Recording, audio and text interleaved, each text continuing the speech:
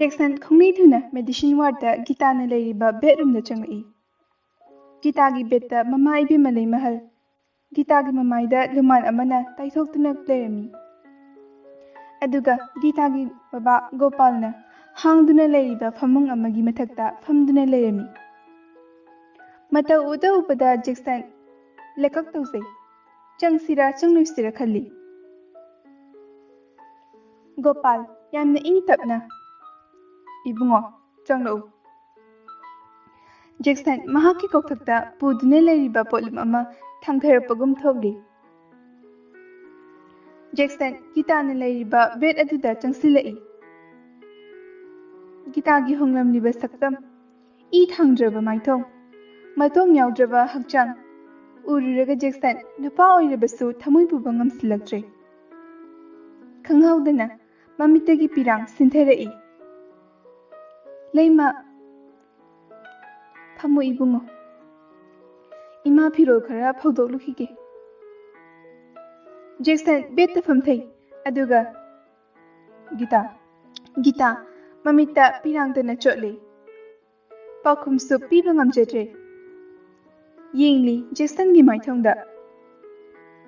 Jackson Gita gi pirang dana chotlaba mista anidu magi rumal amana thaithoklaga se kapkun se ai amuk hana nangbu mirareroi aigi panglaba wakhalse nangna amukta ngakpiyu. Gita ngakpire haibagum mawung udli. Sonthangnaba khonjelda Gita da aibo amuk wahalano aigi thamoise puba ngamdi kokse yam ngawi da ai hakta pothage. Tanja aduda doctor pari magi doctor round lai. Mathang lakpana Gita gi bed number 108 yauri. Gita mamit pangduna leirami. Doctor pari hakjang khara farabro Gita. Gita stone hangnaba khonjelda khara di fari. Doctor pari magi stick thermometer sizinaduna BP check tawri. Hanadagi improve orami 110/70 leirami. BP se normal oidri khara di improve ore. Mahi manai hidak langtak changnana chasi. Within week sidadi fagadra khali. Hojik kok ngarumgani. BP normal oidri fawadi kok khara ngawkini. Gita hoi khara di ngawri. Doctor pari Jackson lomda onsillaga marupna kana. Jackson ikak tawduna lay. Doctor pari ai khangle. Asa ho tholusi marup. Jackson amani Doctor pari mapalunda thoki. Jackson Doctor pari intro tongnare. Doctor pari Jackson Gita gi hojik oiriba filmse critical ore. History report ki matungina mahak mind depressed chawna lay. Brain tumor gi symptom phangi. Hai diagnosis tawgadabani. Mahak wakhal wabe yade. Marupna Gita gi wakhal asibu nungaidabu hotnabiyu. Jackson Doctor pari na hairiba sing adu munna taraga. Hoi doctor. Aina ngamliba makai hotnajagi. Doctor pari fare adudi Gita gi manakta changbihoro. Aishu duty tarukigi. Doctor pari magi duty tawba chatki. Aduga Jackson Gita gi manakta lai. Gopal Gita gi manakta famduna leirami. Gopal Jackson Ipana wakhal thenmambadagi ichada ngangludaba kaya ngangkhre. Ipabu waroganuko. Aina ichagi pukning wakhal khangludabana. Ichagi film ase yauribani. Adugi mathakta saram chatpa makhoina. Jackson waraujadi nachana lankiba yarabasu ngakpiyu. Saram chatpa makhoibudi aina kadadungda lemna khak tharoi. Ai hujik MPS officer oirabani papung. ꯑꯗꯨꯗꯤ ꯄꯥꯕꯨꯡ ꯅꯆꯥ ꯆꯠꯆꯔꯨꯈꯤꯒꯦ ꯒꯤꯇꯥꯗ ꯅꯨꯡꯁꯤꯅ ꯌꯦꯡꯂꯝꯂꯒ Jackson ꯆꯠꯈꯤ guitar ꯆꯠꯈꯤꯕ ꯖꯦꯛꯁꯟꯕꯨ ꯃꯤꯠꯌꯦꯡ ꯂꯥꯞꯅ ꯌꯦꯡꯗꯨꯅ ꯂꯩꯍꯧꯏ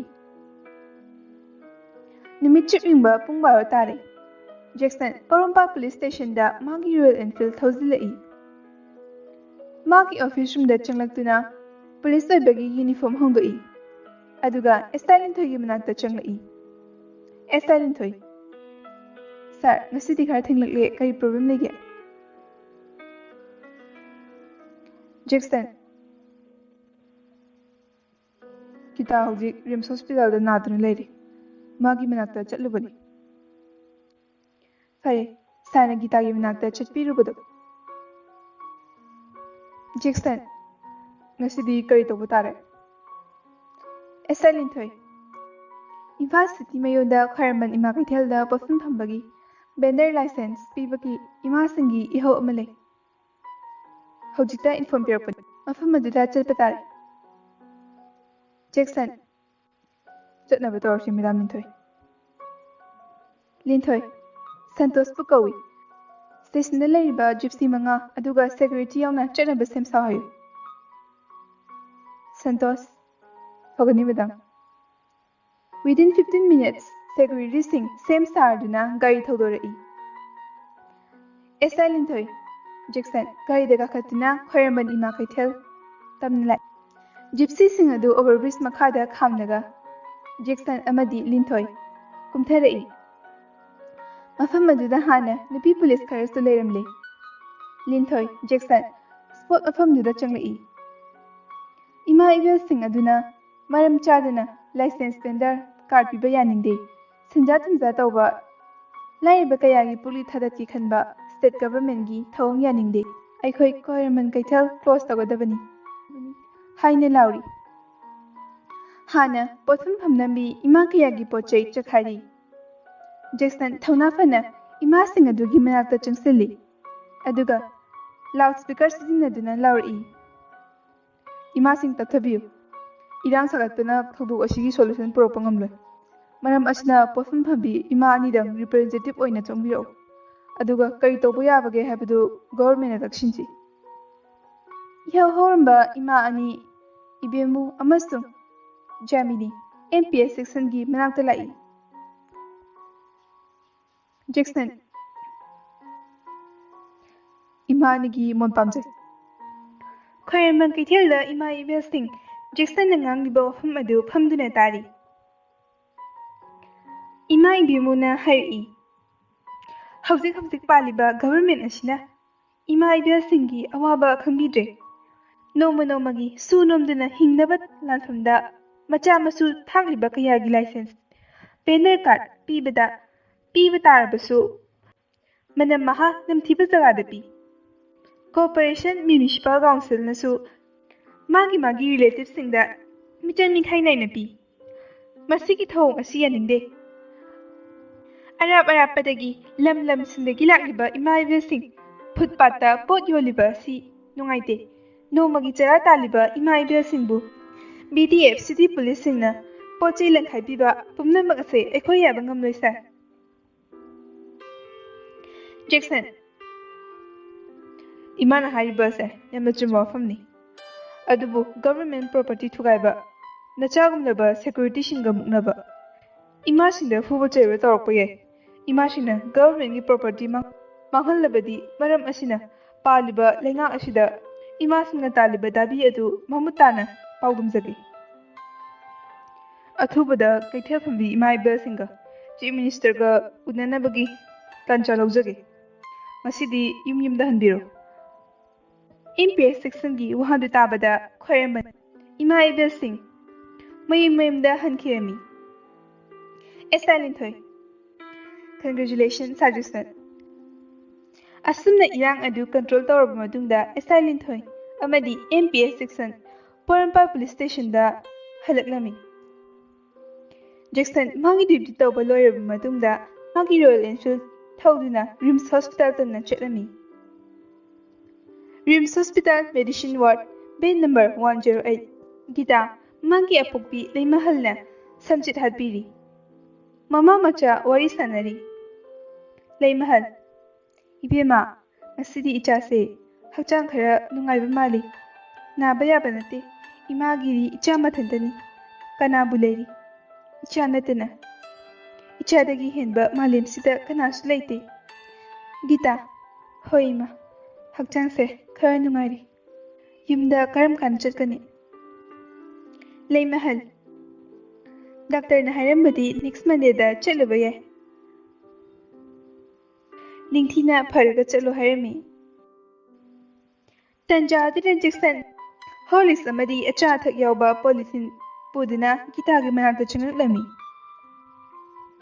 Jackson ngasidi Gitana makalamna layambadu ubada harausay. Leimahal. Ipungo nang lakpa yam phare. Ima sungahak barunda sulap tuleta chutke. Tawamni bani. Nuksaga sabani humangnaga sobani. Jackson. Hoima chathok yuro. Nacha sanjaram lagi.